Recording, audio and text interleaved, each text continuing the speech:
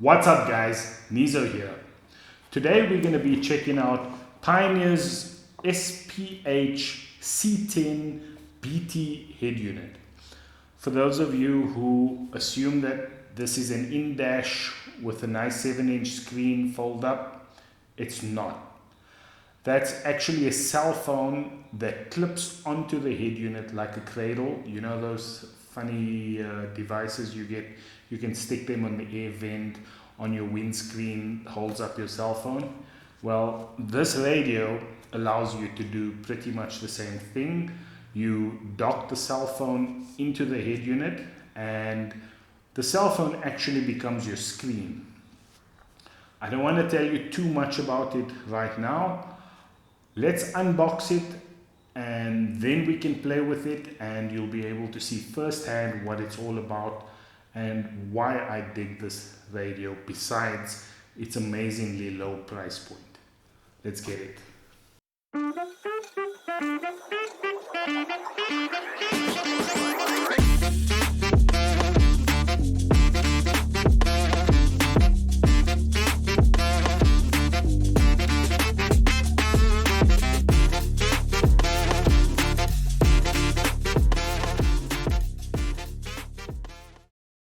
So we're checking out Pioneer's SPH C10BT head unit.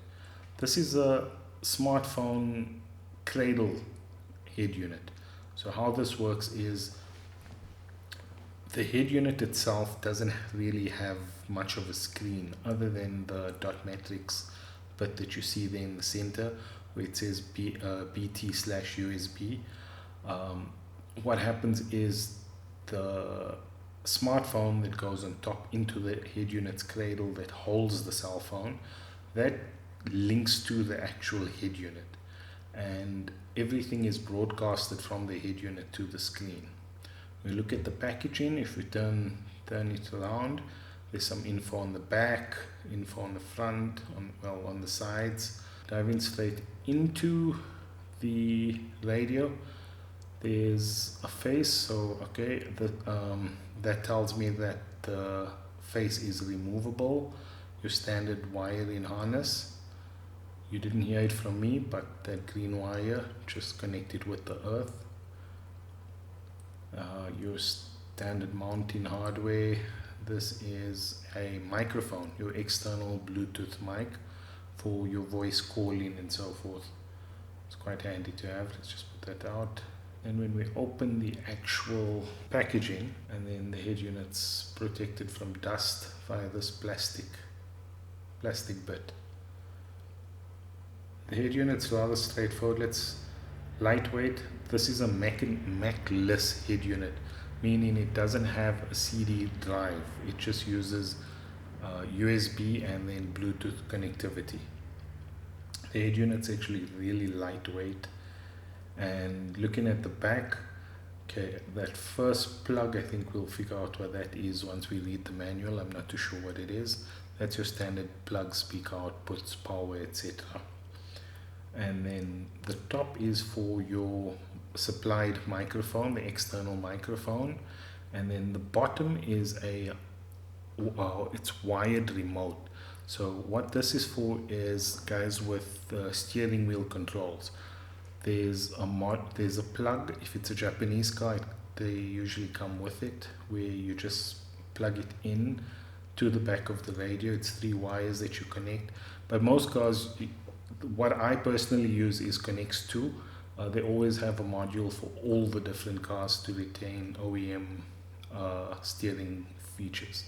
RCAs, there's front, rear, and then I see that the rear is switchable to subwoofer, so you can use that. This is RCA out for the front, and then the second set you can either use it as rear or you can switch it to a subwoofer, your choice. I think it would be best if we just get this into the test bench and start playing with it. Now that we've got the head unit into the test bench, the first thing that you'll notice when it powers up is that it tells you to download the Pioneer Smart Sync app. Android, go to your App Store. That's what the app pretty much looks like. Download it. I've already done that. I haven't sunk anything. I haven't done anything further. Okay, there. It's like getting married. You see all the terms and conditions and just say I agree. Okay, it tells us now let's connect the app to the main unit. Connect the smartphone to the main unit. Okay, we need to click on that. Okay, you're going to try and link to Bluetooth. It will then go into a pairing mode. Your standard pairing procedure with any cell phone. I've just gone into the actual Bluetooth mode, allowed it to pair.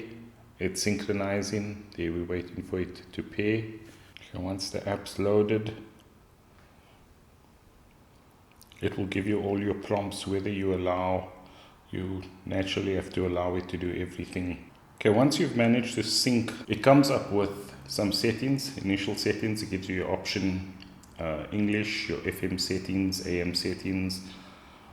This is where you'll select, are you using the rear pre-out as a subwoofer, or I did mention when I showed you the RCA outputs at the rear that there is subwoofer output or rear speaker output.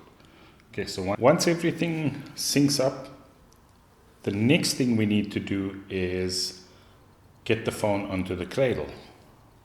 Problem here is you can't access the cradle without removing the radio's face. So the first thing you need to do, click the little button at the bottom corner, pick the face up slightly and then remove it. If you don't give it a slight lift up and then try removing it, it's a bit difficult to get the face off. Once you've done that, you pull the cradle up or pull it out, push it up. You can rotate it, give it a slight pull forward. You can have it whatever your choice is, landscape, portrait. When you're done, put the face, when you're done, put the face back on. Radio will come on automatically. It shows you that the connection is lost. Just press OK. With your phone in its cover, mine's a bit worst for wear. You can clip it straight on. That's a cool part about this. You don't need to remove the phone from its cover. As far as features goes, whatever music you have stored on your phone will automatically come up. It plays. Press the menu icon on the top. If you listen to things like Spotify, SoundCloud, YouTube Music, Tidal, Mixcloud, I frequent all of these. This is all the music platforms I listen to. You can switch between them. Go straight into Tidal. Go into Tidal. That was the last song I was listening to on Tidal. It plays.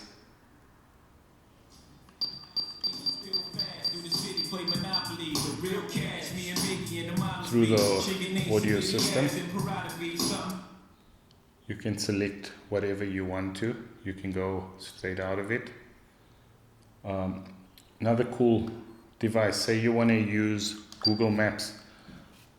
You don't have to go and physically look for it. Just press the icon on the radio. That's for maps. Go into maps, explore. Oh, say you want to go somewhere. Let's look at a fixed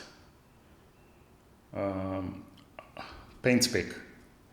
We can select, go there, drive, voice prompts. Paint spec may be closed today. This would be for your, when you're going to make your calls to go to your phone book. Mine, it doesn't, I don't ever sync it with my phone. And yeah, you want to go back to the SmartSync app. There we go, we're back in it. There should be a shorter way, I'm just not sure of it right now.